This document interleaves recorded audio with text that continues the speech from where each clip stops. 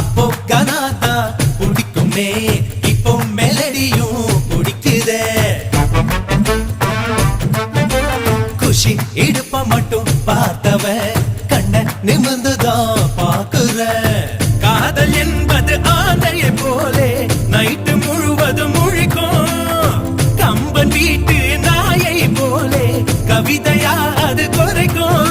அவ தும்மல் அழகுடா, பிம்பிள் அழகுடா, சோம்பல் அழகுடா, வசந்த முல்லை.